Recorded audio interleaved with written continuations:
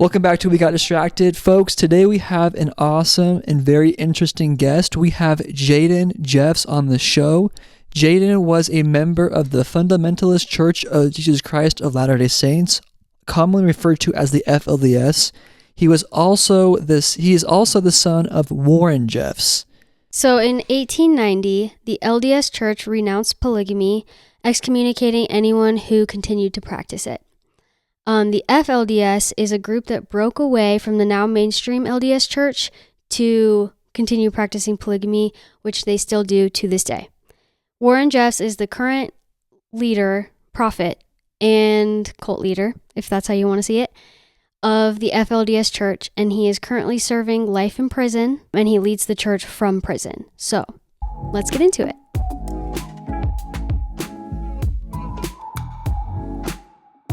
Jaden, welcome to the podcast. Yeah, happy to be here. Thanks for having me. Go ahead and introduce yourself, kind of your background, and what brought you here today. Yeah, so I grew up in the FLDS. Some people call it a cult. Some people call it a mega cult, and I guess the people in it think of it as a pretty simple religion. But and what do you call it? Now I call it a cult. I used to call it a religion. It's hard to see that it's a cult when you're there, obviously. But yeah, my dad is Warren Jeffs, and he had 79 wives, 54 kids, and I slowly left. I kind of got pushed out a little bit, but I left, and that's why I'm here today, I guess. I don't think I'd be here if I was still in the FLDS, so. Yeah. Maybe if you could give us a little bit of a background of what the FLDS is and who Warren Jeffs is.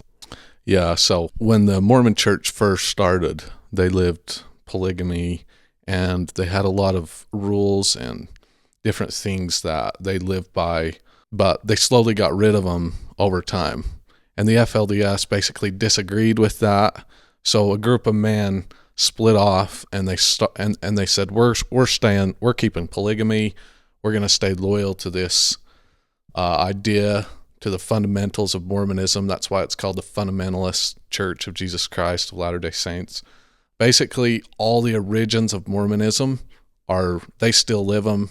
They still believe them. Anything the early prophets taught or said, they still do all those original things. That kind of just evolved through a group of men, and in the 1950s, the group was pretty small, like a couple thousand people. Okay. And so by the time my dad took over, there was 12,000 people in the group in 2000, or 10,000-ish. And that's kind of a lot. Yeah. And so my dad kind of took over in 2002. His father was the prophet before him, what we would consider the prophet, just like the LDS has a prophet. We have a prophet.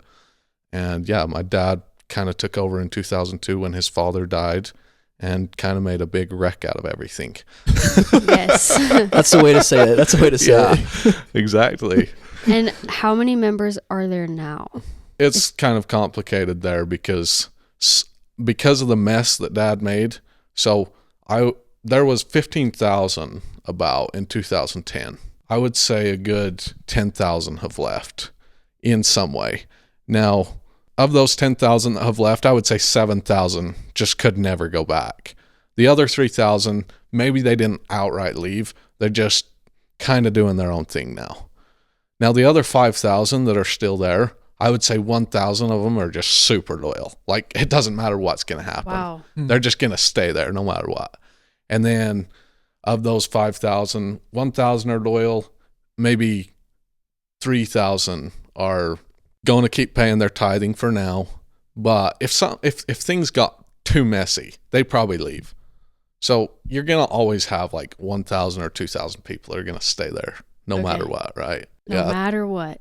No matter what. And Warren Jeffs is currently in prison. So he's running the religion still from prison, right? Yeah.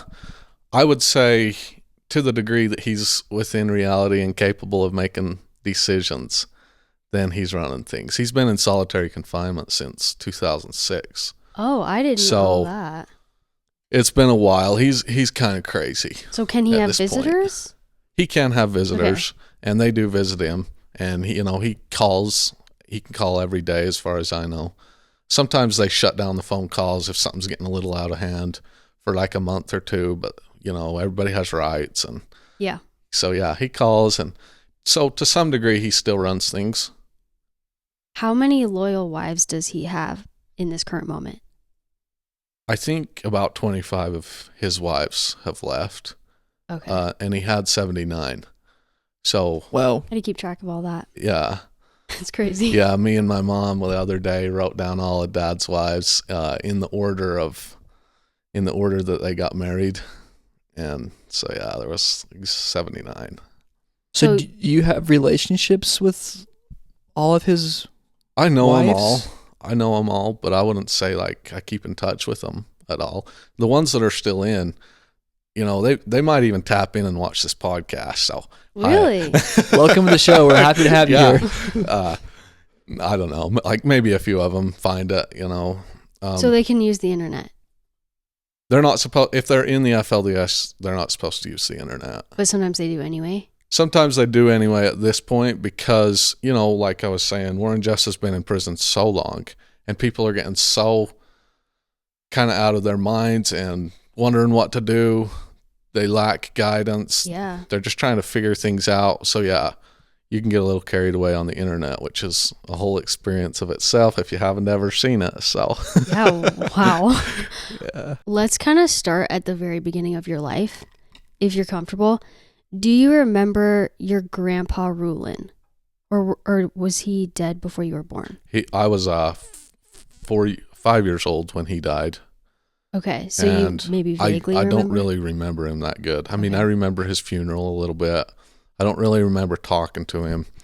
I have a couple pictures with him when him holding me when I was a baby.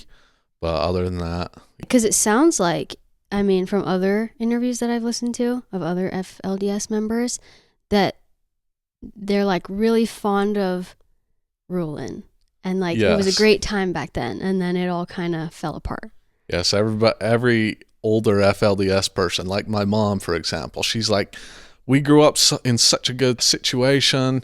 We loved our community. We loved Colorado City. She loved her father. Everybody was getting along great. Just a bunch of polygamists having a good time down in Colorado City. It's awesome. Yeah.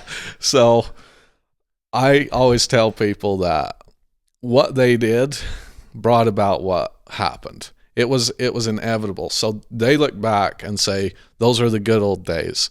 We long for them. We wish it would go back that way. I tell them, your beliefs got us to the point where everything got ruined. It was inevitable. Like, they believed that Jesus Christ was coming back in 2000. They believed that the destructions were going to happen soon. Somewhat similar to the Mormon church, but just like on another level of belief, right? Like a specific day.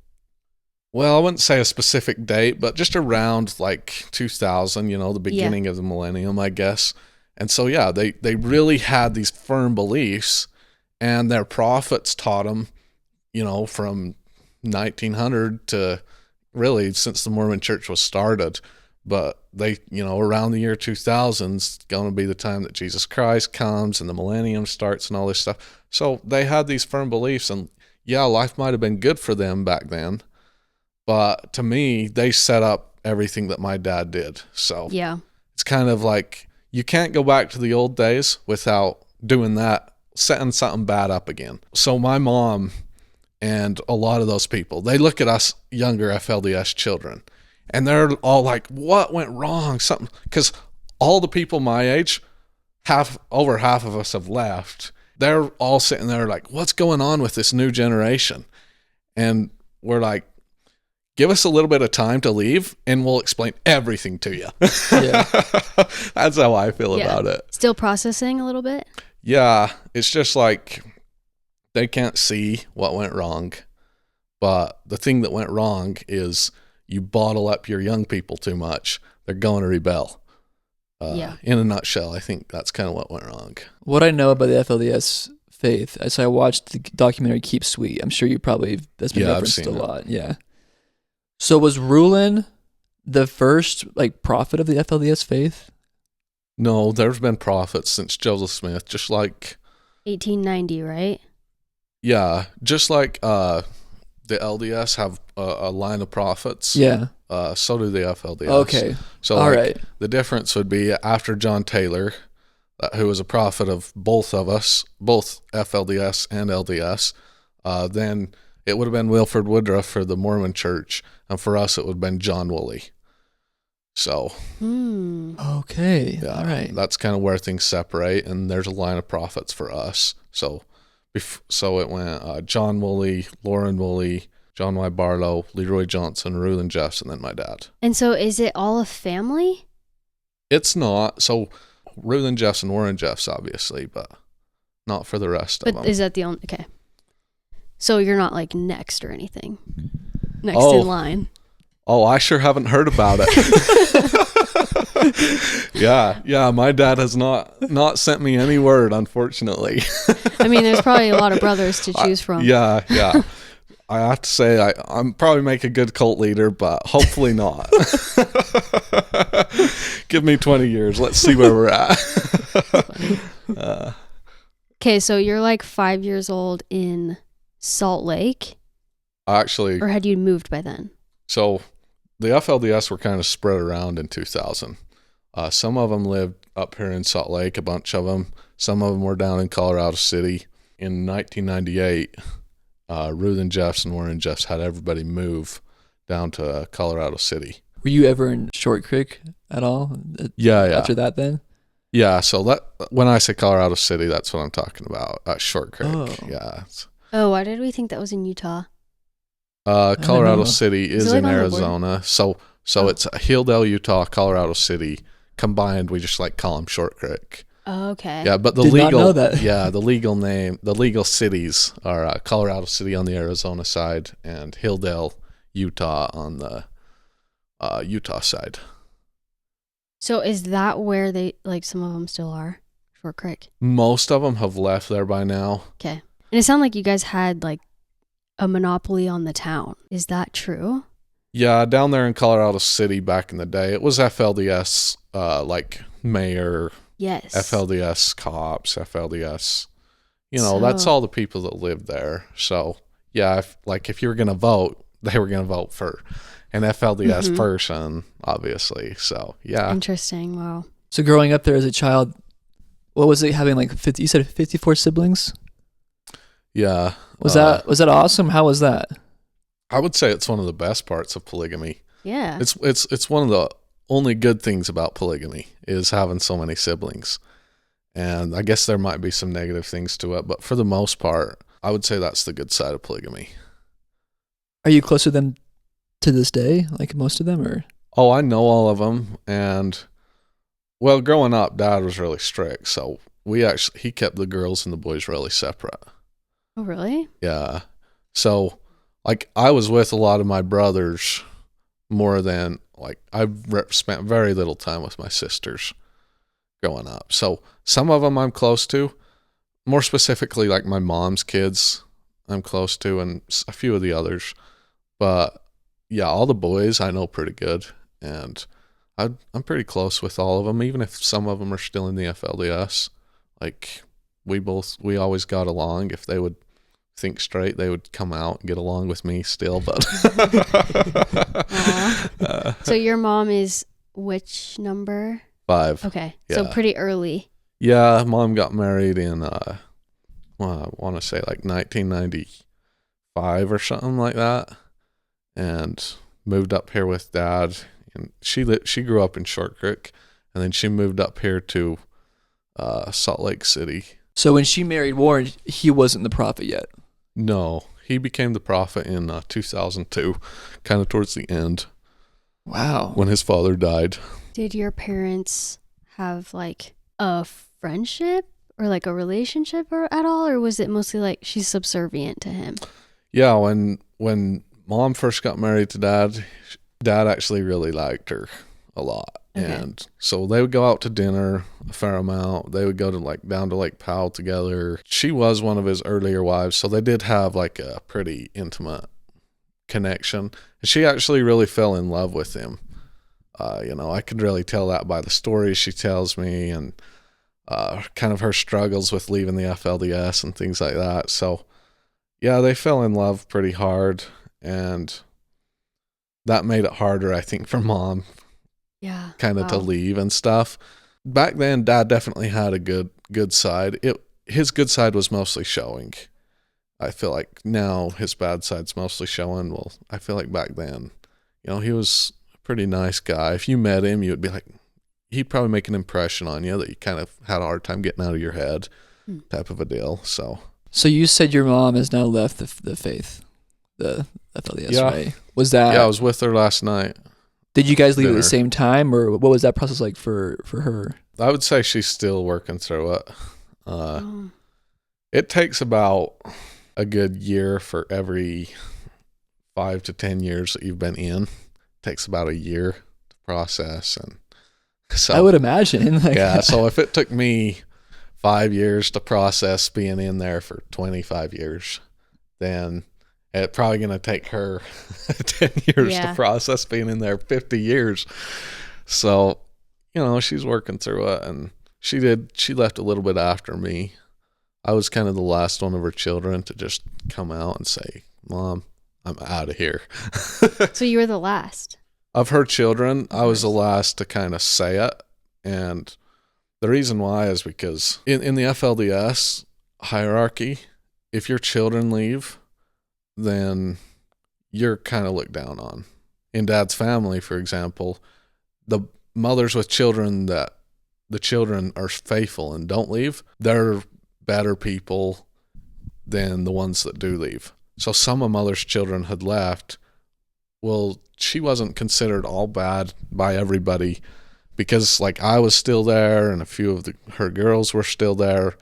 Well, once we all left, then, she's going to be looked at as somebody that didn't raise her children right and didn't teach them good enough.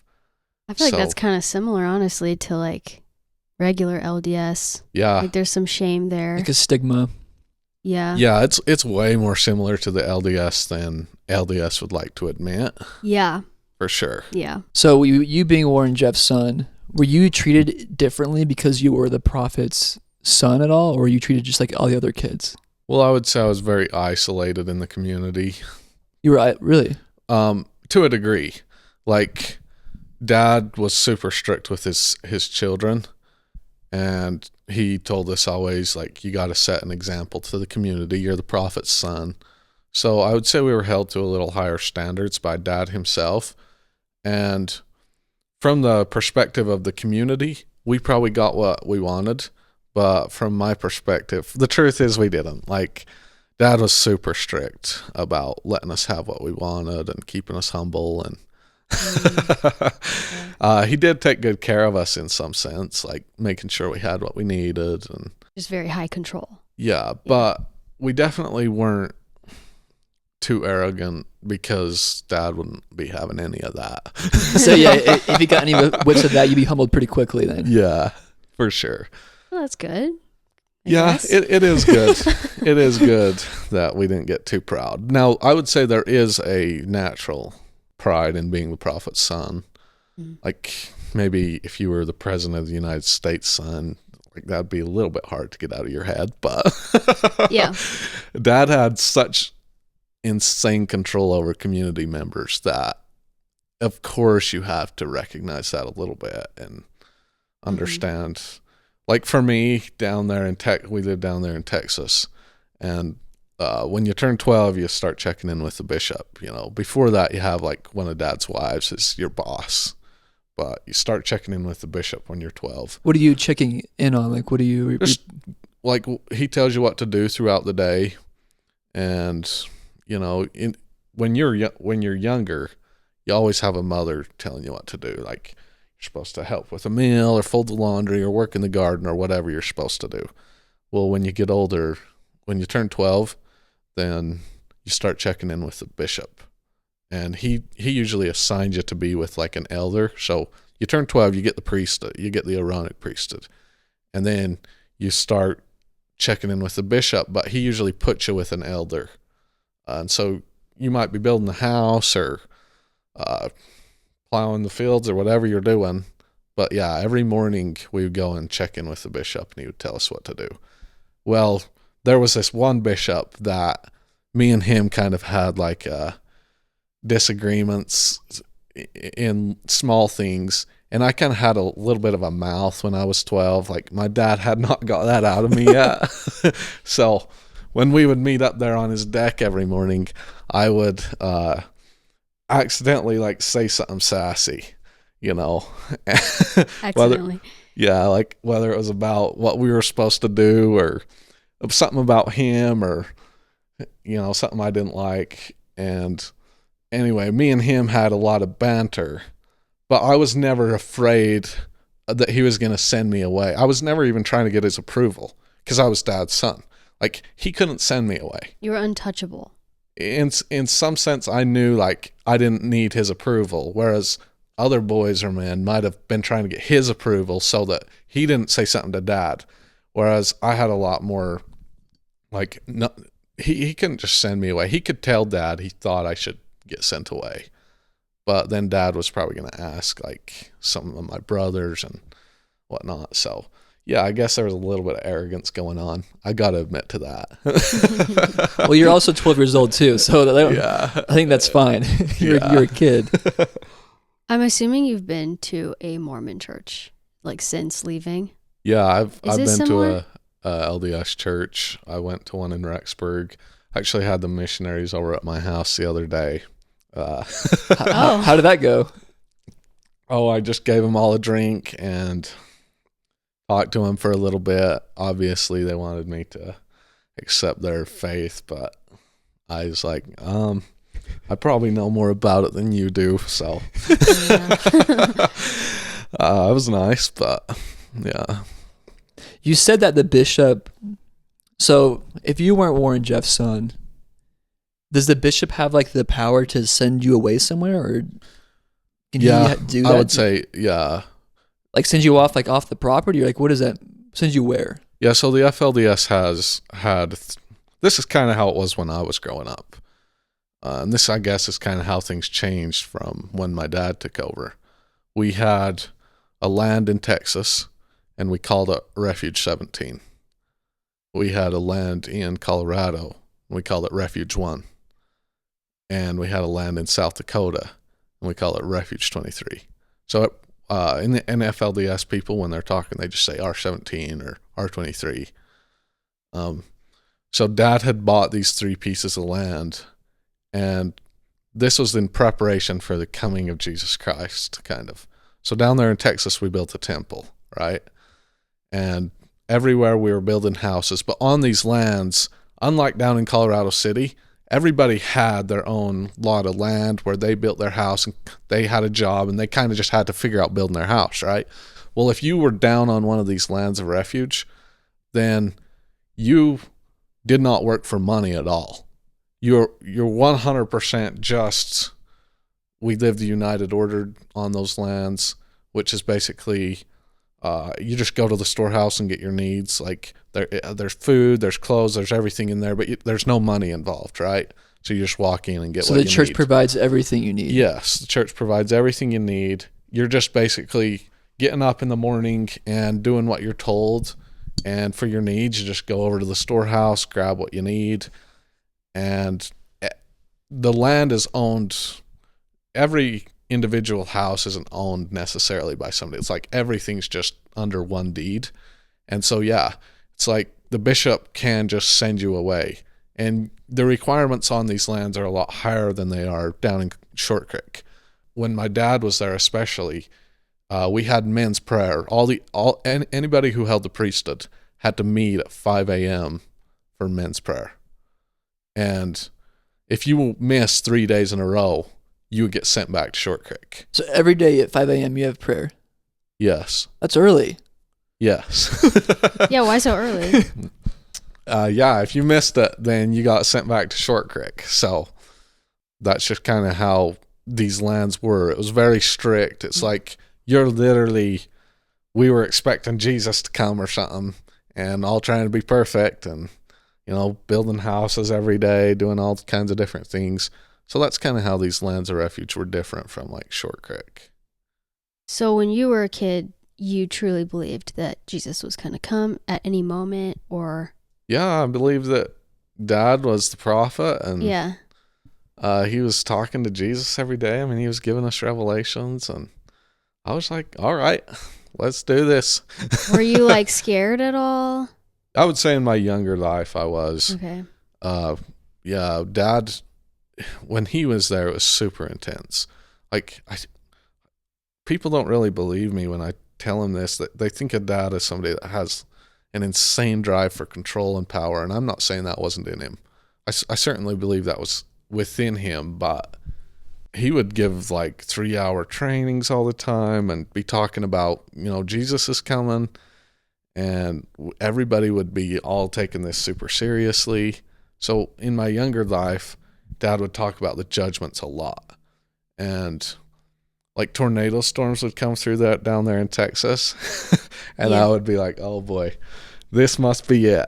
Oh no. That's kind of scary to think about. So yeah, it was a little bit scary when I was younger, but as I got older, then not as much. Is that because storms kept coming and it never was? Yeah, I started really liking storms down there. Oh, nice. And, Texas storms, they're cool. And if you're just a really faithful polygamous Mormon, then you need something to think about besides reading your Book of Mormon. So you're almost excited for the destruction of the world. Yeah, you're excited for anything that's different. Something new to do. Yeah. Yeah, I can see that. So you were on the ranch, the FYZ FYZ ranch.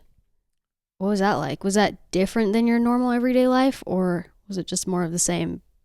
Yeah, so when I was 5, when Dad took over the FLDS, we moved down to Texas. So most of my growing up life was in Texas. Yeah. From when I was 5 to like 14. Yeah, it was just like before I turned 12, we were doing school.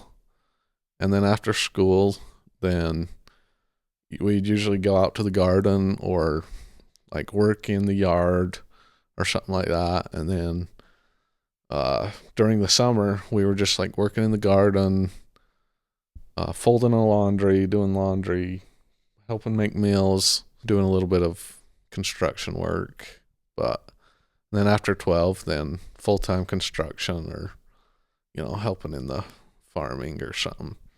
So your education ends at 12. no, you still do school. Okay. You're just after school, you just like go out to one of the construction projects for a couple hours. I did algebra and geometry. I never did algebra 2, or higher math, but yeah, I'd say I got a good education as far as math goes. What about English? Did you read books? Well, I read the Book of Mormon a lot. Yeah, we didn't have books other than what, Dad approved, and most of those were like what he wrote. Wow. So, yeah. So it's no all Hunger like Games, no Yeah. Harry Potter. Yeah, Oh, no. No. Harry Potter hits hard. It's good. Yeah. Yeah, I wouldn't know that. So, yeah, no books besides mostly just scripture books. I thought I didn't like to read when I was in the FLDS, but that's because I just hated The what material. I was reading. I mean, I read every day, but like I didn't like to read. And some of my brothers and other people were like, I love to read. They would read for hours, and I'd just be like, I can't do that. Like, I got to go do something else. I don't blame you. Well, now I can read a lot more, Do you like reading now? I like listening more than I like reading. But yeah, I listen to a lot of books, but I read sometimes. So you said that the boys, they go do some work, construction kind of stuff. What do the girls do? Is it more home kind of stuff? Yeah, they're in the downstairs sewing room just making people dresses. And Were all your clothes handmade? yeah, Wow. everything was sewn by us, especially on the Lands of Refuge. You actually couldn't have bought clothes Really? at all on the Lands of Refuge. That was one of the requirements, like that you don't bring them there. No, nothing bought, and like the furniture had to be homemade. Everything there had to be produced by us, kind of. Wow. So that was one of the requirements on the Lands of Refuge. And yeah, the girls, they were obviously doing school. They were helping with the children. They were making meals and sewing for the most. Oh, of course they work in the garden too. So Yeah, but they didn't do construction. no girls on the construction Could jobs. you talk to the girls like if you're both gardening? Could you be like, "Hey, how you doing?" Or was it just like pure isolation? Yeah, like could you have friendships? Yeah. No. If we were in the garden, maybe the girls would be, if there was because down there's a bunch of different families, so they all bring groups of girls out and groups of boys out. So there'll be like one side of the garden full of like these groups of girls all weeding or planting or whatever, and the other side just full of all the boys. So yeah, definitely separate. Well, I would imagine there has to be some kind of mingling, like she's cute or he's cute. Yeah. Like I want to talk to him. Like any of that. Like any eye especially winking, as like, you know? 16-year-olds. Oh, I don't think you realize how strict it was. No. Like, would it happen if you like left a note for a girl in the garden and then ran away? Would you get in trouble? Yeah, you'd have to go back to Short Creek. Oh, so dang. it's like you're not messing with that. So the consequences are pretty high. Yes, like especially once you're 12, it's a big deal at that point. Okay. Like if you're 7, even when you're 7, for my dad's family at least, you know, he has so many wives and everything. But if you get caught like staring at one of the mothers, you know, they're gonna like be like, "Why are you sitting there?" Like one of your mothers yeah, when you're 7. Yeah, like they're gonna be like, Jeez. "Why are you?" You know, like don't sit there and stare at them. You can focus on something else. You know. So yeah, and yeah, that's when you're 7. So Wow. yeah, if you're 10, then it's gonna be a bigger deal, especially if it's a girl. You know, if you get caught just like looking at a girl, yeah, you're gonna get a talking to. You might be in your room for a couple hours. Sounds kind of like traumatizing, honestly. Like, were you You like wouldn't afraid know of the unless you- girls? Yeah, I mean, Like, were you one like, of the sayings avoid? in the FLDS is treat the girls like snakes, and for the girls, treat the boys like snakes. That You know. sounds really healthy. That sounds healthy. Yeah, that's not toxic at all. Yeah. So, no, I would say definitely like an unhealthy separation. And I Same. think part of that is growing up, Dad and a lot of the families down there in Colorado City, they were these big polygamous families, and the half siblings would a lot of times be separated for a big part of their lives, but then they would move together, and they would the boys would be 12, 13, or you know, and they would have these attraction to like their half siblings because they didn't really grow up together. Yeah. And so there was a lot of problems when my dad was growing up. I mean, probably even with him, and just there's a lot of stories in the community back then. So I think as our parents grew older, they remembered all of that, and they got so strict, just insanely strict. Yeah, because you probably don't have much like sex education, or Oh, like no. you don't understand. I don't know. As a kid, you're all related. You don't get it. You don't understand. If you're 20 and you're coming out of the FLDS, you don't know anything Wow. about sex, really. Yeah. Well, if you're if you're in the inner part of the FLDS, maybe if you were kind of on the out, you're probably just in the world more, so maybe you know a little bit more. But yeah, somebody like me coming out of the FLDS, like it's so evil to even think about anything. So yeah, you don't know anything about Just sex. shame. Yeah, Yeah. for sure. So, how old were you when they were like moving people to Zion? I went when I was 5. Okay, so you were really young. Yes. And this was in Texas. Yes, I went to Texas. Now, it's a complicated thing because Dad always had people going everywhere. Like, he had a group of men up in South Dakota. He had a group of men in Colorado, and the biggest group down in Texas. For Dad's family, if we weren't doing right, like maybe you're 12 and you look at one of the mothers too long or something, well, he sends you to a house in Colorado to repent and, just be a good person until you can come back. Or for his family, he sends them, like, it's a punishment to go from Texas up to South Dakota. Okay. Right? It's like, you aren't worthy to be in Texas where the temple is. You got to go to South Dakota and be a better person there, and then maybe you can come back to Texas. So how many times did you have to go to South Dakota? I only went to South Dakota, I want to say 4 times. But That's a lot. I mean, yeah, would you drive there?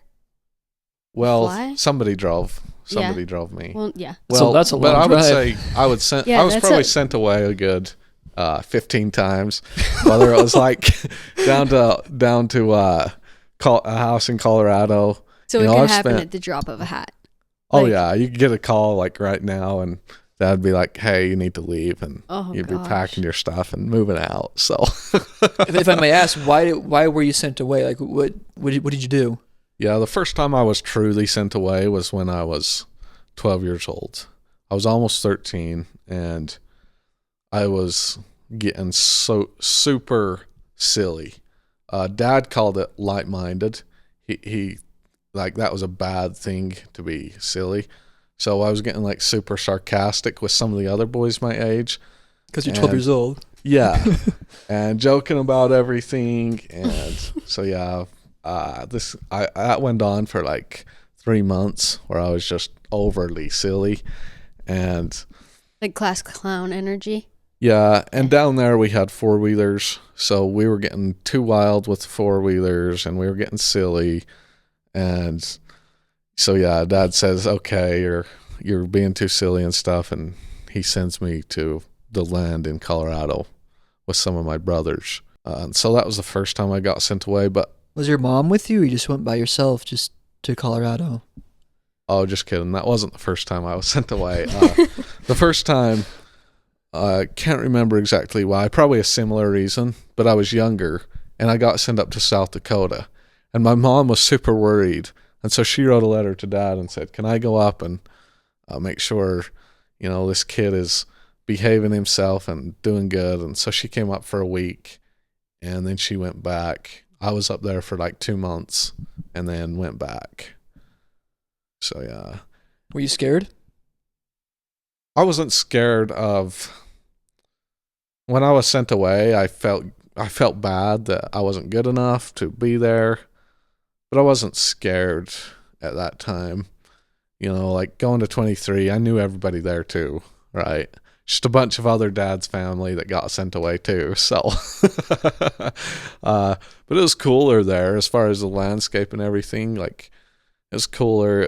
The climate was a lot of times nice up there, especially in the summer. So, down in Texas, it's just so dang hot, Yeah, I can imagine. I would imagine the feelings of being sent away and just the guilt would be a little overwhelming at times. Yeah, I would say the older you get, the worse it is. Really? Yeah, like when you're younger and you're getting sent away, you're kind of like... Vacation. Yeah. I don't have to go to the garden tomorrow. So, well, I guess at the time of the raid down there in Texas, after that was a period of pretty chill time. Why did he buy properties in Colorado, North Dakota, and Texas? Why was the point of buying land so far from each other? Was it a good deal? Like, no. The least of my dad's worries were money. If he would have been worried about money, then he probably would have made a lot of other more reasonable decisions. He just genuinely believed he was preparing for, the coming of Jesus, I think. That's how I see it anyway. So he genuinely believed everything he said?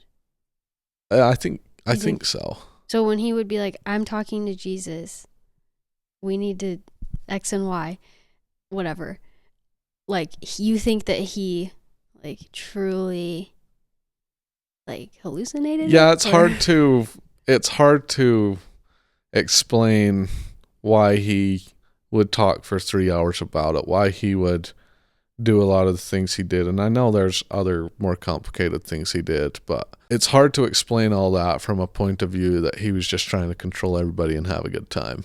If he was doing that, he would have not wasted so much money on everything, and he would have been, just having a good time with his wives somewhere. Yeah. And well, he was also raised in it, so he must have believed it to some extent. Oh, yeah. I would say of the modern day people, religious leaders, like my dad had to be like the most obsessed with Joseph Smith by far. Wow. More than anybody I've ever seen. He knew everything. Like he had read all the anti-Mormon literature about Joseph Smith. He knew way more about Mormonism than almost anybody. Yeah, So probably even like current Mormons today. Oh yeah, so he was pretty obsessed with it. I think he truly believed there's no way he made the decisions he made from a point of view that he was just like after more sex and power. Yeah. Do you think he's like in prison today, like reading the Book of Mormon, like still, like he's just so involved with it still? Oh yeah. Okay. 100%. I think he reads his good books, probably spends a lot of time on his knees, for sure. Interesting. When was the last time you talked to him? I went to a visit in 2011. Okay. Now, I got messages from him and wrote him letters and got messages from him several times since then, but in person, 2011, I went to a visit with him shortly after I got the priesthood, and he gave me a revelation from Jesus. I have it still, so. So when you say he gave you revelation, did he give you, was that like a written? No, he just said it. Okay. Yeah, he just taught. He says he talked like Jesus was telling him what to say, and you could tell when he was given a revelation, like he would talk to you like a normal person, but then he might give you a revelation which was talking like Jesus was talking to him and he was telling you. Yeah. Was it a big deal to get a revelation from the prophet? Yeah, I would say for me, especially later in my life or later when I was there, it was a bigger deal because it was just more rare for everybody. At that time, I still consider it special, get a revelation. Like Jesus gave me a revelation from Dad, and I must be at the top of the world. Yeah. How do you view that revelation today? I definitely don't take it too seriously, but it's not a bad thing. It told me some good things, some good behaviors to have as a young boy or a young man, I guess. It'll just stay sitting in my binder. Do you think you'll ever see your dad again? I thought about going and trying to interview him in prison. Like on your podcast or something? Yeah. That'd be really interesting. Yeah. If he would let me do that, then I guess I'll see him again. But I don't think he will. So probably not. Probably see him in a casket. Oh no. That's his choice, not mine. Yeah. So you talked about the raids in Texas. So were you there, or were you in Colorado at the time that happened? Yeah, I was in Texas. Can you tell us about that? How did that all go down? Yeah, so we've been living there in Texas since about 2004. And it's 2008. My dad got put in prison towards the end of 2006. So he hasn't been there for a year or so. We're all just building buildings, and I'm only 9, so I'm just working in the garden and folding laundry. And whenever people come on the land, as far as we call them Gentiles. I don't know if you Mormons, does that make sense as a Mormon to call somebody a Gentile? I don't really use the word term Gentile, but Yeah. I don't think they use the term, but it makes sense. Yeah, like someone who's not a Okay. believer, like a non-believer. Yeah. Okay, Yeah. well, we refer to everybody not part of the FLDS. Well, they're a Gentile. I kind of mean So- it's a cool sounding term. Sounds kind of cool. Yeah. Gentile. Were you like Yeah. afraid of Gentiles as a kid? Yeah. So down there in Texas, whenever they would come on the land, for example, the tax commission would be coming to measure a house or something. We'd pull all the shoes in from outside and just make it look like there wasn't too many people there. None of the women or children could go outside while they were there. And we'd just all stay in the house. We'd be like peeking out the blinds, watching the sheriff drive by. So the sheriff always came with them. And we knew the sheriff really good. You know, he kind of was the mediator between us and the county, solve all our problems. So he didn't mind. yeah, the sheriff didn't mind.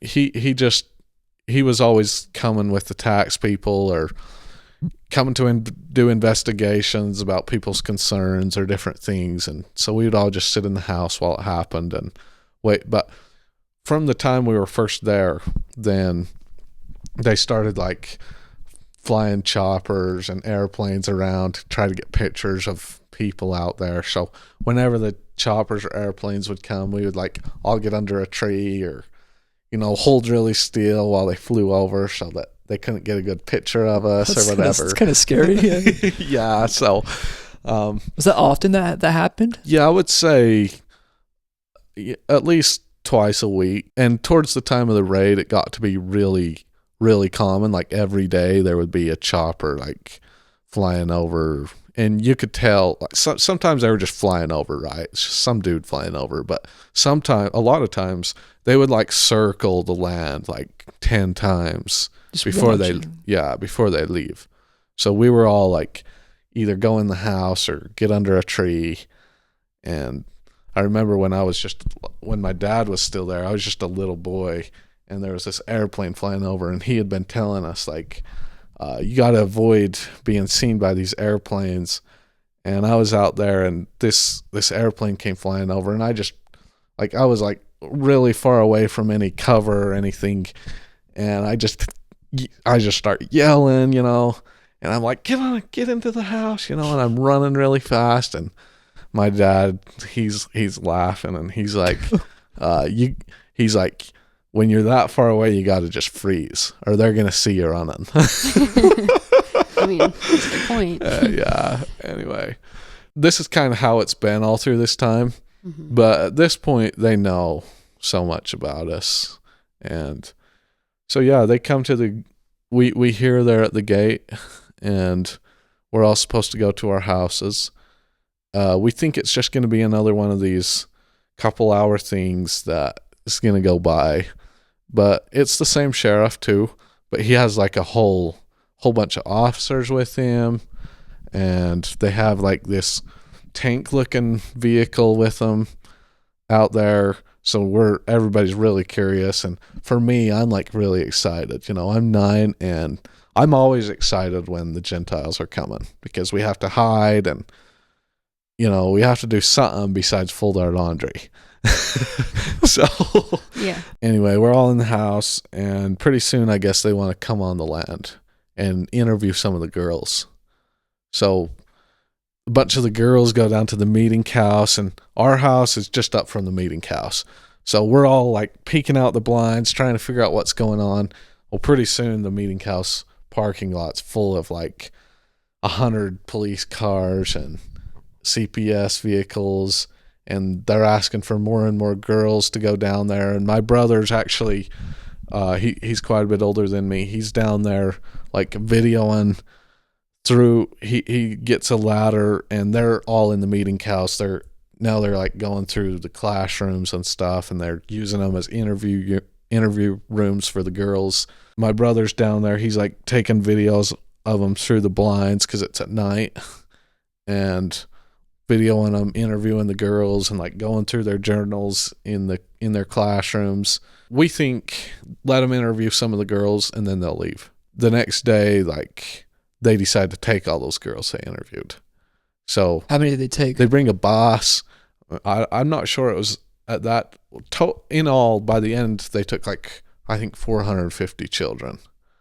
But But only the girls. Only no, girls? no. Oh, everyone. So that day that first day or the second day, they took all the girls. And then the next day, they just started going to every house and just gathering up anybody under 18 and taking them. And if their mothers wanted to come, they could. So what did they find that made them take the girls? Wasn't it like underage marriages and things like that? I don't know if I don't think they found that initially. But I don't know why they took them. I guess there was a girl, supposedly there was a girl there that had called and said that they were being abused. But it was just somebody that didn't like the FLDS calling from somewhere else and saying that. And they were looking for this particular girl. She actually just didn't even exist. Her name didn't even exist. So it was just someone who was trying to like whistleblow on the whole thing. Yeah. Okay. For a week, they just went around to it only took them like 2 days, but they went around to every house, gathered up every one of the children. Their mothers could come if they wanted, and of course they did, and just took us all off the land. Left everybody over 18 there, and then once all the children were gone, they brought in like dogs and a bunch of equipment and just like searched the place, searched every building, searched everything. And that's when they broke into the temple. And I think that's what really put Dad in prison, though, because all his records, Mormons are really big on keeping records, like so is Dad, of all the marriages and everything. So all his records were in the temple. And so they took all those.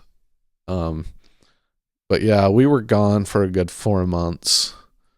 Where were you during those 4 months? We went to this, man, I'm trying to remember what they call it, this big building in El Dorado. It's like a community center.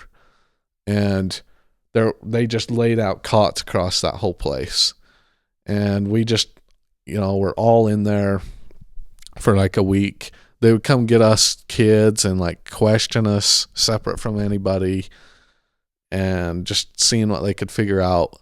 And we were there for a week, and then they decided to take us all to San Angelo, which is like an hour from El Dorado. And they put us in this old, they called it Fort Concho. It's like a bunch of buildings that were old historical buildings that they were kind of like museums that people could come and like check out. Anyway, we were put in these for like a month. No, God, I was young. It had to only been 2 weeks. But it felt like a month. Yeah, it did to me. It was a long period of life for me. But we were there with our parents for a couple weeks. And every day they had this big team, this big tent, and they would make meals under it. So everybody, who's making the meals? Just the city? Somebody they hired. Okay. And there's CPS everywhere, and they're questioning people all the time, but everybody's kind of just wondering what's happening. Well, one day they say, because we're in a bunch of different buildings and we can't really interact with each other. And one day they say, well, we're going to take all you guys to one place where you can all be together. And so we're like, yeah, this sounds good. Get us out of here. So they put us all on buses. And they're those big red carpet buses. And they drive us over to these other two big buildings. One's a Coliseum and one's a pavilion.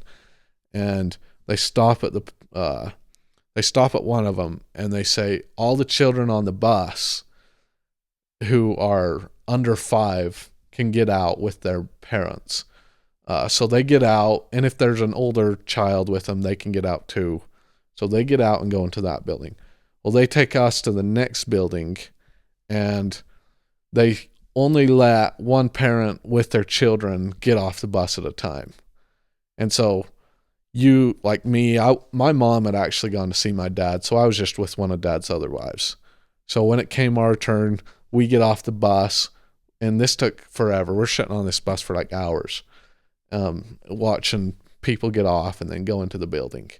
And so, like, I was with one of Dad's wives, and she's kind of like, something's so off here. But we walk in, and there's this right as we enter this like huge warehouse, essentially, there's this huge row of cots.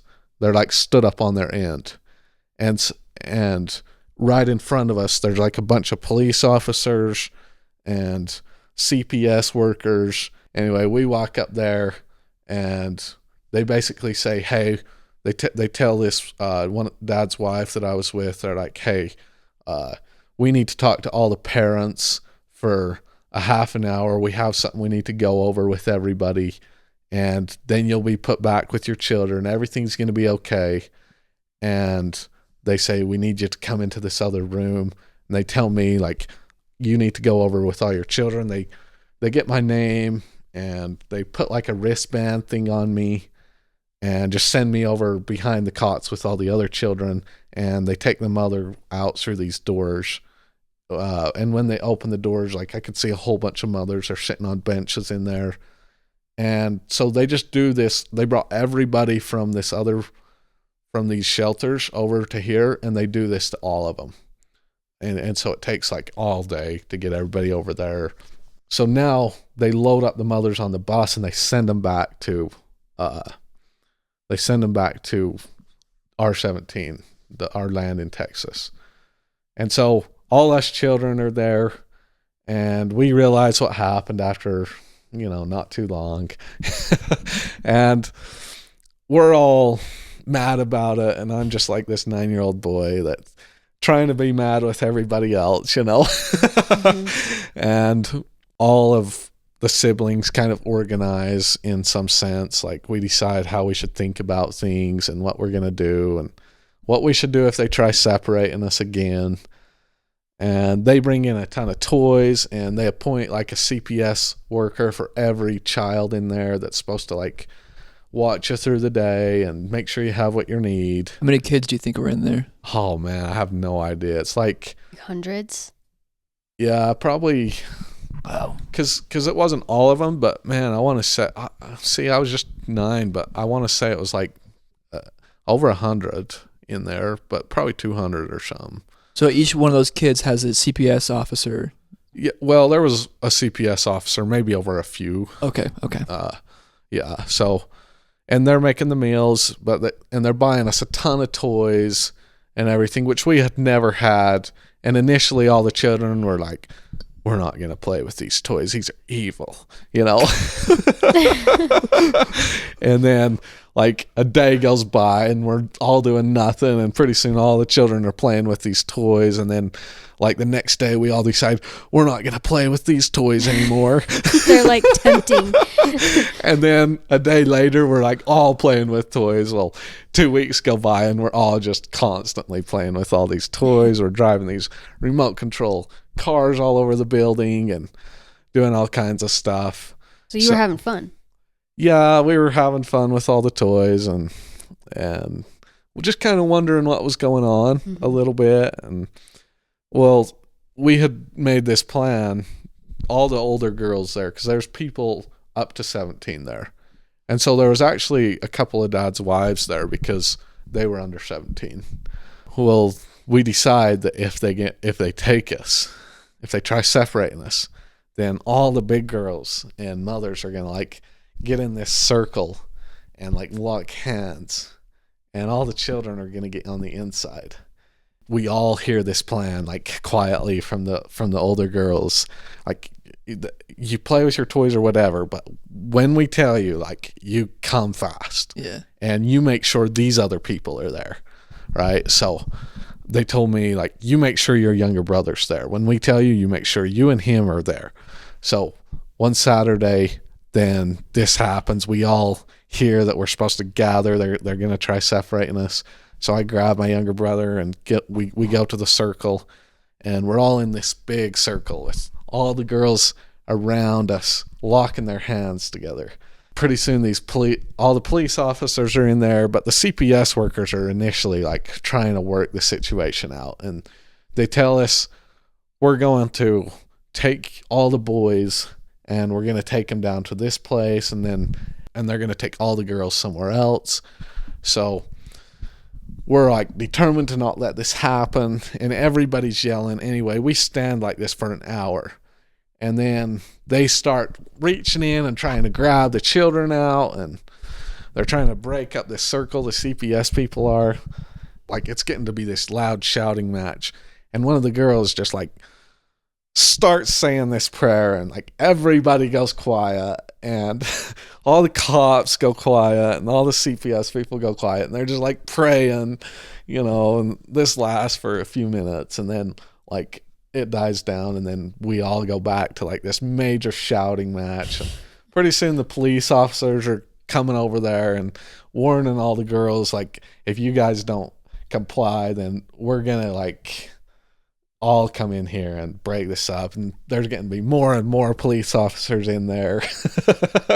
So I think this lasted like 4 hours from what I remember. Gosh. And they finally convinced, I think the police officers came and started pulling a few people apart, and I think the girls started seeing, like, yeah, the police officers are going to be able to, like... They're going to win. Yeah. So that we kind of just... they called my brother, who was already down in at Cal Farley's Boys Ranch, where they were going to take all the boys, and he's like, hey, just you guys just do what they say. And anyway, so all the boys got on a bus, and we headed down to Cal Farley's, and all the girls went to other shelter places, and we were there for... like 2 or 3 months while they fought the court case, deciding if we should go back to our parents or, like, be adopted or whatever. And then they finally won, and we finally went back to Texas. So that's kind of the story of the raid. Were you scared during that time, being kind of away from your mom and kind of being shipped there all around Texas? Initially I was, but after... Like, when we were at Cal Farley's, I was the least scared person that I had ever been so far, Like... Why is that? What about that place made you relaxed? Well, we had been in Texas where we knew these Gentiles wanted to, like, kill us, and they were trying to kill my dad for all this time, and he was in prison, right? So I was super scared of them when they were coming on the land, and I didn't know what was going to happen. And then they separated us from our parents, and I was still fine. And then we went down to Cal Farley's. And so, like, what else was going to happen? I mean, somebody could kill me, but other than that, like, I had nothing to be scared of, At that point, I wasn't scared of the Gentiles anymore. All my fears of what they were going to do to me kind of subsided. And really, I had just, I guess, faced a lot of things I was scared of in some sense, and wasn't scared anymore. And so they were probably nice to you, like. Yeah, they were really nice for the most part. So, like, of course, there's some exceptions where they were interviewing people, like Texas Rangers. They're kind of a unique law enforcement agency. Have you ever heard of them? Most states don't have them. They're like an elite group of law enforcement officers. And they would come and interview some of the girls for like 4 or 5 hours, but they're brutal people. Like, they can be really mean. Really? Yeah. So, because at the time, so in that documentary, Keep Sweet, it kind of talked about how, was that the wrong move to separate a bunch of kids from their moms, essentially? Hindsight's 2020, so... What are your thoughts on that? Do you think that's the right move to separate all the kids from their families? I don't think it was legal, but I don't look at it as a negative experience at all for myself. Like, I doubt I would be here today if that hadn't happened. I doubt I would have left as soon as I did. I would have been way more concerned about confronting the world if I hadn't gone through that at that young age. So for me, I would say it was a really positive experience.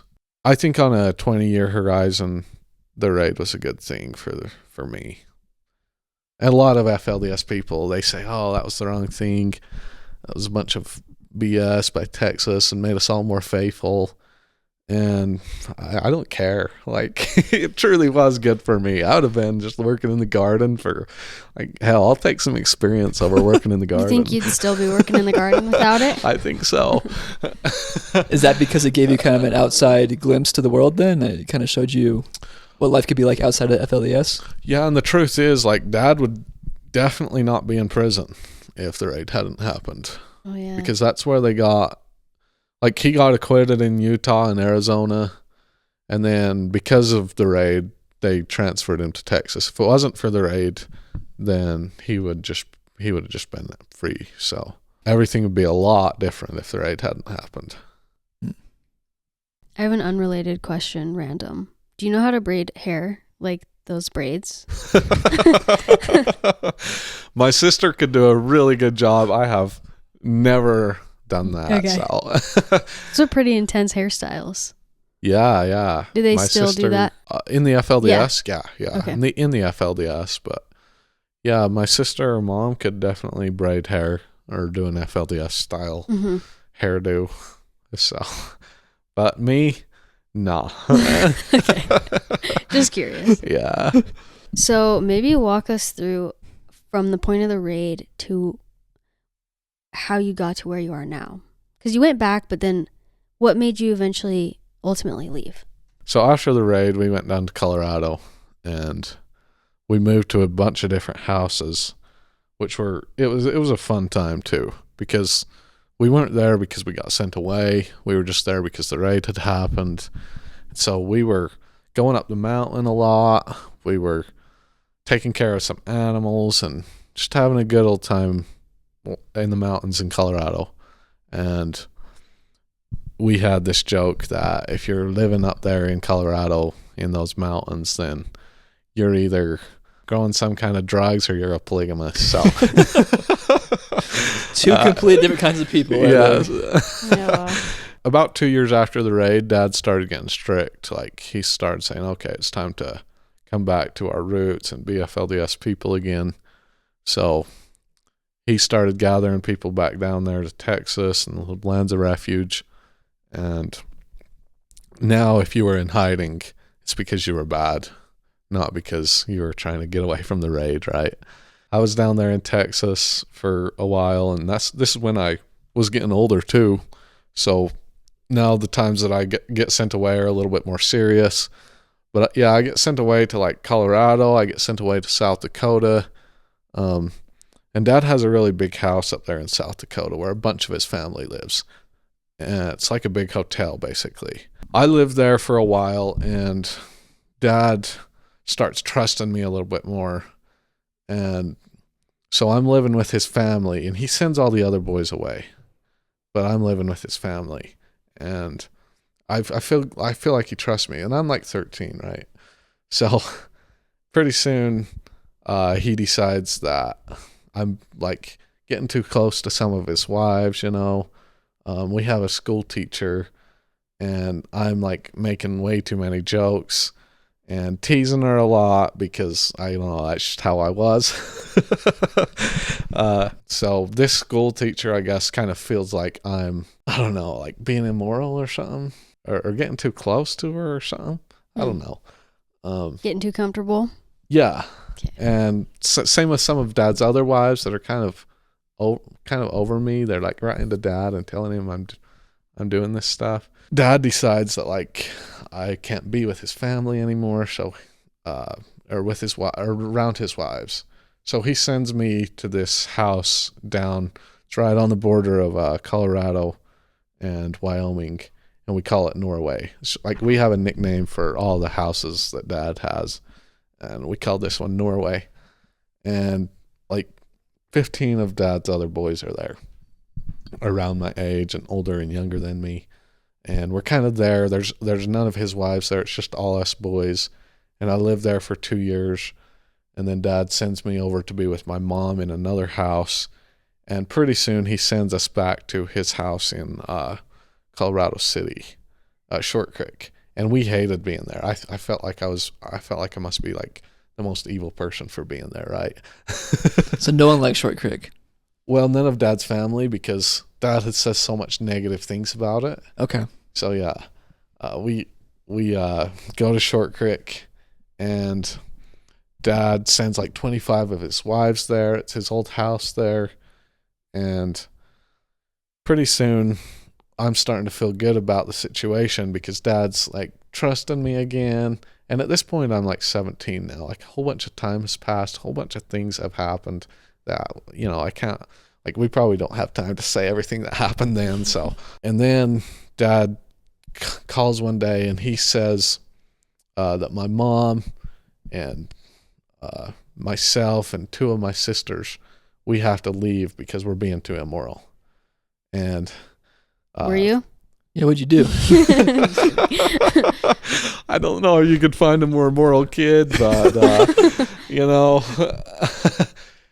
Dad's mind, I don't know for sure what's going on, but I feel like everything became, as he got crazier in prison, like everything became like kind of hypersexual in a weird way. Like I was sent away, me and my mom at that time, or sent away for masturbation. For like years at this point, we had been hearing Dad, he didn't call it that, he called it self-enlivening. We'd been hearing Dad say like, oh, you can't do any self-enlivening. So I took this really seriously. And I'm pretty sure my mom was pretty innocent. So yeah, Dad's just losing his mind. He was making assumptions, just something. Making stuff up? Yeah. Okay. He would send these messages like, you should confess, like, you've done this, like, confess. So for me, like, if I felt like I'd done anything very wrong, then I would confess. And like, you would have, so when you say confess, would you have to confess to Warren, to your dad? Just, like write him a letter. Oh, okay. Yeah. So a lot of letters going back and forth then. Yeah. So we get sent away, and this is the first time I've really ever been in the world since like the raid. Right. I've been super isolated by my dad. Like, I was in these houses in Colorado, and we didn't go out. Like, we stayed at these houses. Dad had men that bring us our food, bring us everything. So, like, we're not in the world at all. Right. And so this is a couple days before I turned 18, and yeah, we're supposed to just like go work. So we go over to Colorado. Well, when we were leaving the house, I felt really bad and I was like losing my mind. I just couldn't comprehend what was happening when we were leaving, because I'd never been in a situation that my dad didn't like take care of us. And so Mom actually, like, every time we moved somewhere, Dad like had this man like pull up with a nice trailer. We load all our stuff in, we hop in, and we go to the next place. Anyway, we went over to Colorado, and I got a job for one of the FLDS companies. And even all the FLDS people were so foreign to me. Like, I couldn't stand to be around anybody because I'd just been so isolated. So it took me a good 7 months to even start talking to anybody, really. I was so isolated, and I really didn't at that time. And we were gone for 8 months. When we left, Dad said something like, you need to be back in 8 months, or like, you're probably history. Right? Oh my gosh. So we're really like trying hard. And I think that my mom and me and my sisters, it's hard for us to describe the situation at this time. Like, it's such a new world, and after a month, we're all in insanely mad depression because we haven't made it back, and this whole living by ourselves thing and everything is so odd that we just want to die in some weird sense, you know? And so for a while, it's like pretty serious depression, and then one day things start to warm up a little bit. I feel like I start getting a little bit more comfortable. I've never used the internet. I have a phone now, but it's an iPhone, but it's from the FLDS. They have like a restriction. So like, there's not an app store. There's no internet on it or anything. Even still? No. Oh. I'm just saying that at this point. At this point in your time. Yeah. So, and at this point, I would say I'm like not even thinking about leaving. And I've never used the internet either. I still have my phone that's all restricted. I'm not even wanting to leave. So I get this call. I'm super excited because Dad says I can come back to these meetings. I go down there. They're pretty crazy meetings. You know, they're like about people getting cut up and different things like that, you know. So Like cut up, like like literally cut up, or yeah. It's like I always remember this particular revelation Dad sent. I've been to a lot of Dad's meetings all my life, right? And I've just been hearing about how I should keep sweet, but keep sweet. Yeah. But these meetings, they're like, this particular wife of Dad's wants to or cut up his daughter, all kinds of things like this, or this brother like commits adultery with one of his wives, and then they like take drugs, and then they like get an abortion or something, you know. It's all kinds of And was it just completely not true? Oh, just come. Okay, but I didn't know that. I like 100% believe this stuff. I'm sitting there like with my eyes wide open in every meeting, just like, oh, I hope that's not me next, you know. I'm like super concerned. So you thought that your sibling was dead? I did. Yeah. Oh my Wow. gosh. And I didn't take that into, like, that wasn't too big of a deal to me. I was just hoping that we wouldn't do it too. Oh my gosh. This is when I guess started doubting a little bit, because these revelations were the kind of thing that were so obviously not true. But down there when I was there, I just didn't want to doubt my dad. Right? I didn't want any of these bad things to happen to me. I didn't want to do these drugs or anything. But when I left, like, I had seen so many people have to leave the meeting and then hear like what they did. Mm. So when I left, I figured like, okay, so the next meeting had probably some heinous thing I did, Mm-hmm. and that's okay. Well, I just figured that was true. And so I really started to think about it harder. And also now I had been in contact with a bunch of people that Dad said were dead, and I was just like, what? And I still wouldn't talk to him really, because I thought they were evil, but they weren't dead. Did anyone like confront your dad? Like what you said was not true? Yes. So through this time, actually, so Dad's brothers, who were kind of in control of the FLDS from 2012 up to 2016, they're visiting him every week in prison. And they come every weekend and tell us what Dad said or tell us how we should do things. Well, as these things get crazier and crazier, Dad starts going through a lot of scribes and people that he's directly in contact with. And so his brothers, off and on, they get like sent away for a month and then they come back. They get like told to leave for a month and then they come back and they're back visiting Dad again. And I think what's happening there is they're kind of, as far as I can tell, they're kind of telling Dad like, or maybe they're saying this didn't happen when he's saying it did. Yeah. And so pretty soon he's like distrusting them because they're telling him like, no, this didn't happen.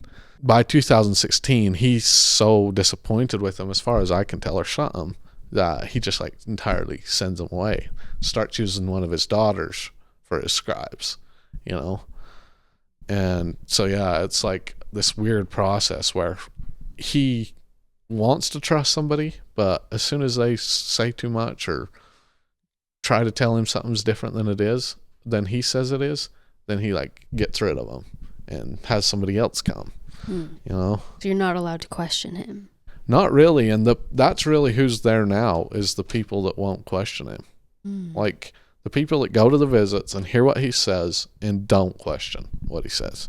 That's really who's left. Are they in denial? Like, yeah, I would say they're in denial. Like, I talked to my brothers a while back, and one of the things they say a lot is, you wouldn't understand.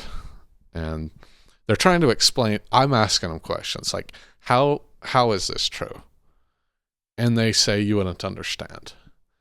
And what they mean is collectively, all of them who are listening to Dad and kind of in that situation, they have made whatever he's saying, they've made it make sense. Right? It's a metaphor or something. Yeah, or we not just don't true. understand, or things are happening in a more complicated way than we think. You know, Interesting. And they make all kinds of insane justifications in their mind as a group, and so they're kind of going insane in some way, but that's how the only way they can logically explain it to you is you wouldn't understand. Actually, when we moved to North Dakota, then after about a year, I swapped out my phone to one that's just regular, like here's mine, has the internet, and I'm starting to, so this is like my first time getting on the internet, right? So yeah. And you were 18? Or At this point, I'm like 20 by now. How was that your first time on the internet? Was that quite an experience? Yeah, I would say it was like a process of a year. First time on the internet. wait, I'm kind of jealous you didn't have the internet. Like as a young kid. You didn't have like all the pain of social media, like all that stuff. No, not at all. You had a pure mind. Yeah. Oh, I don't know if innocence is a good thing. Not when you get older. You open social media and you like make a Twitter account or something for the first time. You start scrolling through and you're like, wow, this is crazy. It's like addicting or something. Then you like try sending a tweet and you're like, wow, that's wild. Yeah. These simple things that we just think is real life now. Like, it's like completely kind of life changing. Oh yeah. When you first get on anything like that, you're just like so curious. And could you watch sports in the FLDS? Like, could you? Wow. No movies or anything? No, I had never watched anything. What's your favorite movie? I've probably only watched like 10 movies. Even still? Yeah. Oh, I could give you a great list of movies to watch. So which one was your favorite? I've watched a lot of like kind of shows, but I mostly have just watched a ton of YouTube videos, honestly. So, do you have a favorite YouTuber? I feel like I used to. I'm not when I first left the FLDS, I was just so into YouTube, like constantly watching. By now, like I'm not near as into following social media as I was when I first left. But yeah, I watched a ton of YouTube videos and follow a bunch of different influencers and stuff like that. But I guess I just haven't watched a ton of movies because I don't know why. A lot of times I just turn on a YouTube video instead. Yeah. Usually I watch a movie like if I really feel like I have like 4 hours or something to do nothing, which I don't feel like is very often. Or else I have somebody that wants to watch a movie. You know what I'm saying? What's the last movie you watched? Oh, I don't even. I've been watching the show. Shoot, I slipped my brain. Peaky Blinders. Oh, that's good. Yeah. I've been watching that show most recently. Have you ever seen Breaking Bad? No. Okay, go watch that. You are in for a masterpiece. Breaking Bad is one of my favorite TV shows of all time. Yeah. Okay. Give it a whirl. I want to say like the very first movie I watched had to be like Top Gun or something. Wow, that's not that long ago. Yeah. No. That was a good movie. Like it's pretty. Yeah, it's a good entertaining. Movie. And then my mom. Sometimes I watch movies with my mom, and she gets out old movies. Like because she watched movies in her early life. Yeah, so I watched some of old movies with my mom. So what was like one of the most shocking things as you're kind of adapting to you in your life? Was it the internet? Was it interactions? Was it talking to girls? Like what There's no doubt that the internet was like what helped me leave and was the most, I would say, like I learned the most things from, because I went and got my iPad. I got it disconnected from the Crickers servers, so now it could like access the internet. And I started watching YouTube videos, and I couldn't stop. I would watch till like 4 a.m. and then I would get back home from work and and watch all night. And I did that until like I crash out and sleep for like 12 hours, and then I'd wake up and like start watching YouTube videos again. Oh my gosh.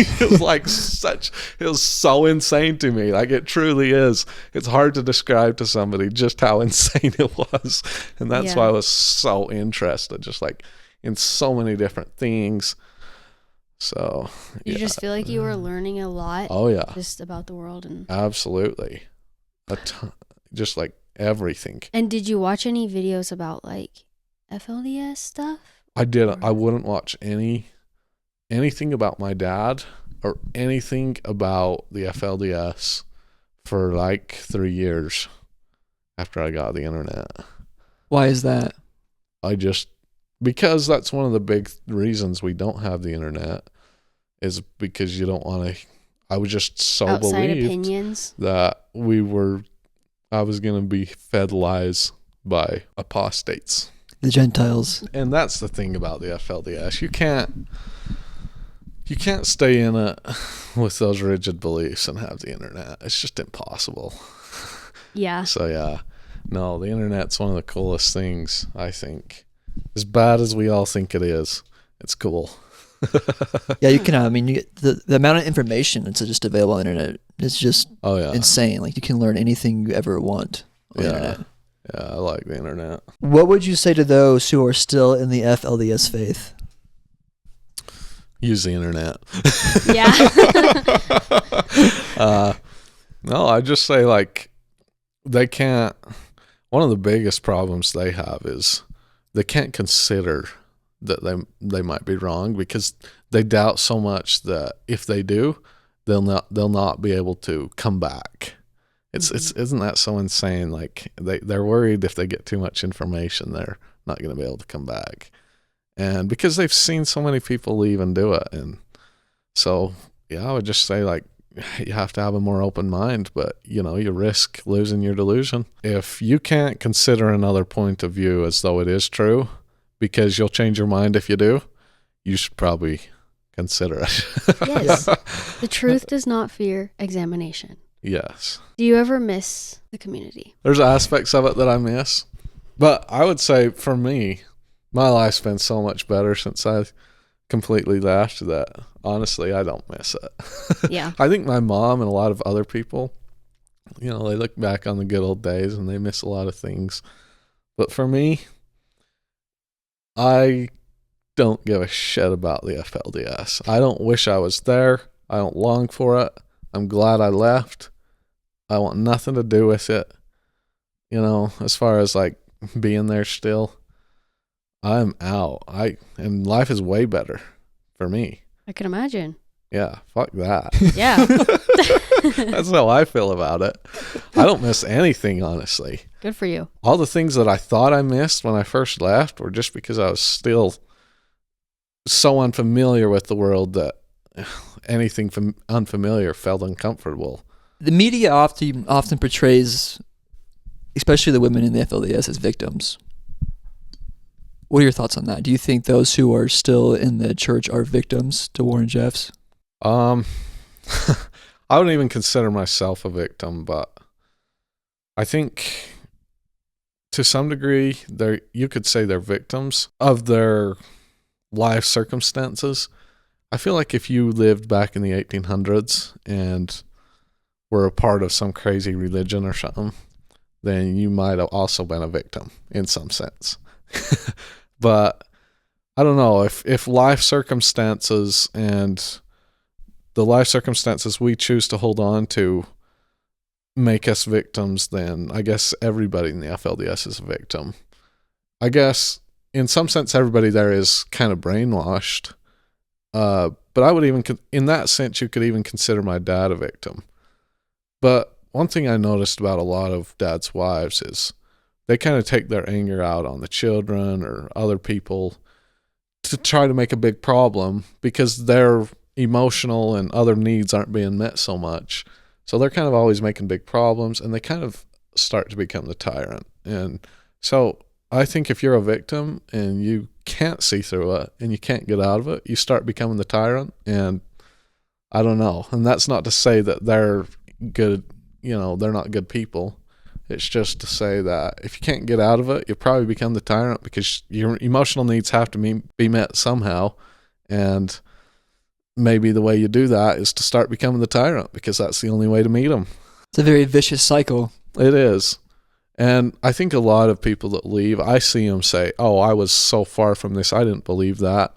I was just trying to survive, and I look back and I was friends with them, and I'm like, yeah, bullshit.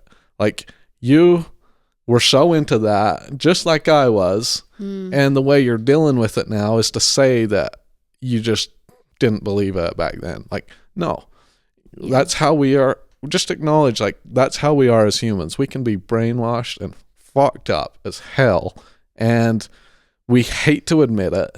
We hate to come out of it. It's one of the most stressful things. Like, it's so insane to explain to people. I can't explain to it. It's like you have this view and lens of the world, and you take it off, and you're like, oh, I can't deal with this. Like, it's so insane. Yeah. You can't believe you kept it on for so long. You put it back on, and you're a lot more comfortable. And it's just like, some people can't fully take it off because it's just too much.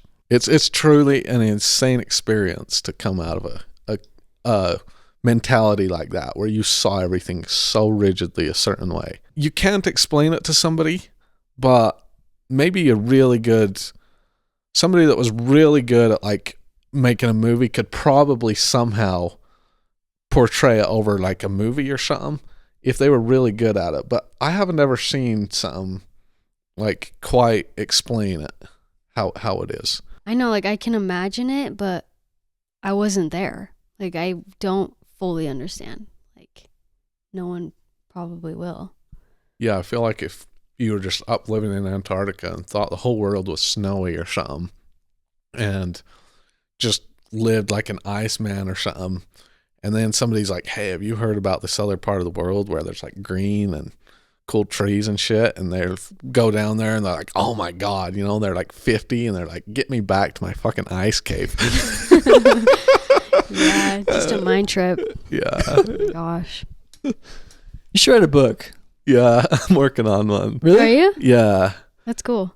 I'm trying to do it in a way that I can explain this to people. That's why it's been taking me so long. Like, I can't, it's very difficult to explain. And I feel like other books, they say what happened, but they try to do it in a way that like somebody tried to kill me. That's the best way to explain something bad happened to you. But you can't say that because that didn't really happen. So, but the feelings were real. Yeah, the feelings were real, and it's a little bit hard to explain in some sense.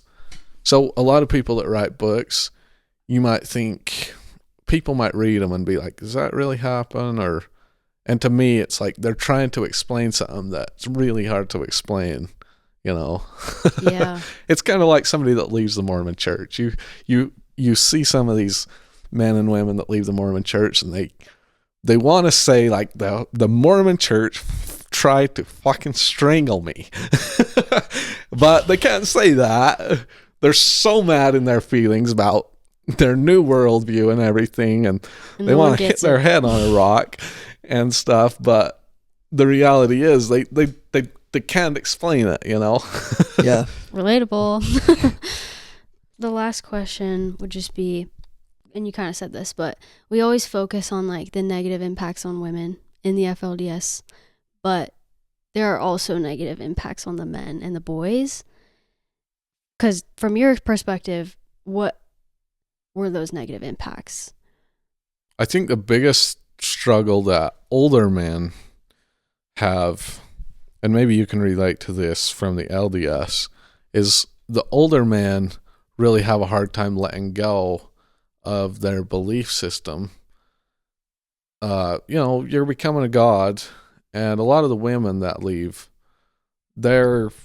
maybe they were trying to become a goddess or something, but it's just been too hard for them, and it's easy. It's a lot easier for them to let it go, like let their belief systems go, and just say, you know what, this is a bunch of bullshit, and I'm gonna go and live like I didn't get a next life to live again, And for a lot of the men, especially like I have an older brother that's 37, and he's never been married. He's loyal to the prophet. He's 100% in.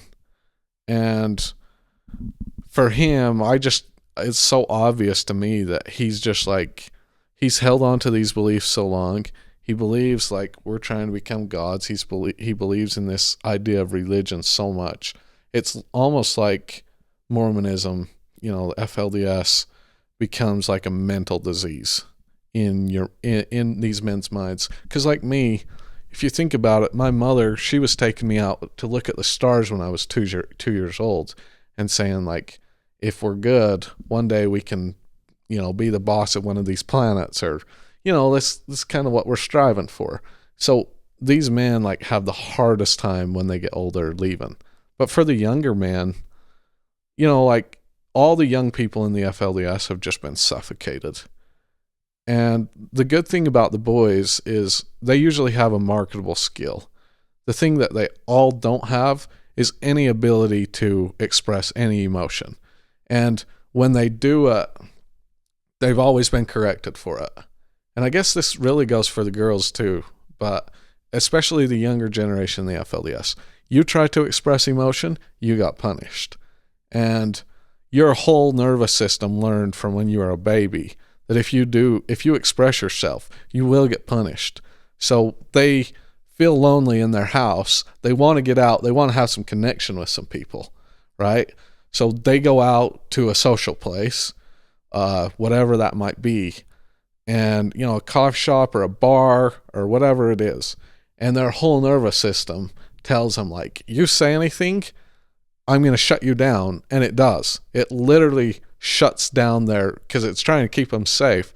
And so they go into a mad depression and they go back home and they feel lonely there because they can't have any human connection. And it's truly insane how the parents in the FLDS haven't understood that they starve their children of any human connection for years after they leave the FLDS because they taught their nervous system that and it's not necessarily something a lot of these people can control. Like they go to the bar, they want to say something, they have the mental capacity to say something, but their whole nervous system just shuts down. So they go home and they're depressed there because they're lonely. So it's this evil cycle. And I think it's really hard for FLDS people to a lot of young people to get out of that. And so that's why a lot of times they'll have like 1 or 2 friends, or they'll start dating outside the FLDS, but they'll just go back and marry somebody that also came from the FLDS because they don't have the capacity to go through a emotional process of like dating or even just becoming friends or anything. They just have to, somehow connect and feel it, feel each other and be friends that way. Like they kind of both understand each other. So yeah, it can be a hard emotional process. And a lot of the boys, they go through this in a mad way after they leave and before they leave and for years, it lasts for years. Yeah. Wow. So, and that's when they get to the point where they feel like taking their anger out on the world because they cannot find any human connection, and we can't survive without it. That's really tough. That's because if you can't express your emotions, you're going to have to express it somehow. And like you just said, if you take it out in the world, that's no good to anyone. Right. Exactly. Around you. Just comes out in anger. Yeah. Like that's self-destructive. Exactly. Sheesh. Yeah. Well, Jaden, where can we find you? I know you have, so plug your podcast. Where can we find more about you? Yeah, so I have a YouTube channel, and I guess you can find me on Spotify and Apple Podcasts and the other platforms. Just search the Jaden Jeffs podcast, or just search Jaden Jeffs on YouTube. You'll see me pop up, and you should subscribe if you want good karma. Like and subscribe, engage. We could all use good karma right now, so do it. Yeah. Jaden, one last question for you. This episode comes out the week of Valentine's Day. Do you have a Valentine's? No. You mean like a girlfriend? No. Are you dating? When you say dating, you mean like actively dating someone or like Open just to dating? Open to dating. Like, Oh yeah. okay. So Yeah. he's also single. Yeah. So at the Jaden Jeffs Oh podcast. yeah. So this is one of the benefits of coming on your podcast is I might get a girlfriend out of it. There you go. Thank you. I hope that happens for you. Yeah. Jaden is single and ready to mingle. Okay. There we go. Yeah. Now you guys are my friends. Thank you so much for sharing your very fascinating story. So interesting. Yeah. Thanks thank for you. having me. You're very well spoken. You're a great storyteller, and we could talk to you for still more hours, but Yeah, well, maybe another time. yeah, there we go. Yeah. We appreciate you coming on the show, and thank you for sharing the stories, your memories. It's crazy to hear. Yeah, thanks for having me. Guess everybody should just subscribe to you too for good karma, right?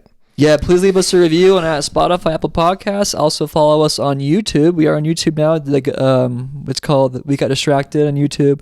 We're also on TikTok and Instagram. So Thanks for listening. Bye. bye. Peace out.